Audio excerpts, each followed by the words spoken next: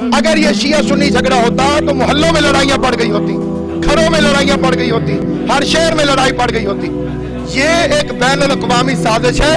کچھ کتوں کو ہندوستان نے اور کچھ کتوں کو جہاد افغانستان اور کشمیر کے نام پر پاکستان میں پالا گیا ہے، اور وہ پلے کتے جب ادھر سے فارغ ہو کے ادھر آتے ہیں تو اپنے اسلحے کی یہاں پر نمائش کرتے ہیں۔ ہم موت سے گھبرانے والے نہیں، ہم کربلا کے فرزند ہیں، ہم آل محمد کے ماننے والے ہیں، ہمیں کوئی گھبراہٹ نہیں ہے کبھی بھی کسی دور میں بھی۔ خدا مالک ہے زندگی کا، اور ہماری زندگیوں کا اختیار حضرت امام زمان عجل اللہ تعالی فرجہ الشریف کے اختیار میں ہے، اور ہم بغیر کسی خوف اور خطرے کے یہ بات کہتے ہیں کہ اگر ان کو لگام دے دی گئی ہوتی، اور اگر جب ہم نے پچھلا دھرنا دیا تھا تو اس میں ہمارا مطالبہ صحیح طور پہ مان لیا گیا ہوتا، اسی وقت ہم بے وقوف نہیں ہیں۔ آپ جمہوریت بچائے، ہمیں جمہوریت پسند ہے۔ کئی لوگ کہتے ہیں فوج آ گئی تو سسٹم ناکام ہو گیا۔ بھاڑ میں جائے ایسا سسٹم جو پاکستان کی عوام کی جان کی حفاظت نہیں کر سکتا۔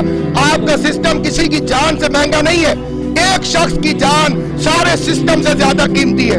ہم اپنے علماء کی ہدایت کے مطابق ان مقامات پر اس وقت تک شیعہ قوم کا ایک ایک بچہ موجود رہے گا جب تک ہمارے آخری فیصلے پر عمل درآمد نہیں ہو جاتا۔ ہم کسی زبانی دعوے پر، کسی زبانی وعدے پر، کسی تحریری وعدے پر کسی پر متفق نہیں ہے۔ ہم اپنے علماء کرام کی رہنمائی میں آخری وقت تک ان دھرنوں میں موجود ہیں، اور پورے پاکستان میں شریف اور مظلوم کو ہمارا قصور کیا ہے؟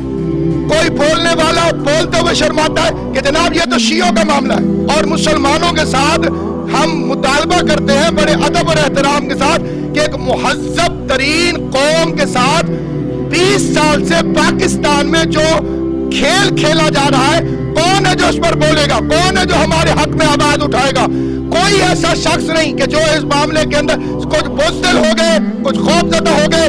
اب اس شیعہ قوم نے از خود نوٹس لیا ہے، ہم شہادت سے نہیں گھبراتے، ہم سڑکوں پہ ہیں، آؤ ہمیں مارو، آؤ ہمیں قتل کرو، ہم گھبرانے والے نہیں۔ ہم آل محمد کے ماننے والے ہیں، زندگی اور موت کا وارث محمد و آل محمد کو سمجھتے ہیں، اور ہمیں کسی قسم کی کوئی گھبراہٹ نہیں۔ اب بھی وقت ہے کہ فوری طور پر وہ خفیہ معاہدے ختم کیے جائیں جو ان جنگلیوں سے تم نے کیے ہوئے، اور شیعوں کے لیے تم نے انہیں فری ہینڈ دیا ہوا ہے۔ پورے پاکستان کے ایک ایک خون کا حساب ہوگا، اور اب یہ قوم اس وقت تک گھروں میں واپس نہیں جائے گی جب تک ہمارے مطالبوں کو مکمل طور پر تسلیم نہیں کر لیا جاتا اور ان پر عمل درآمد نہیں کر لیا جاتا۔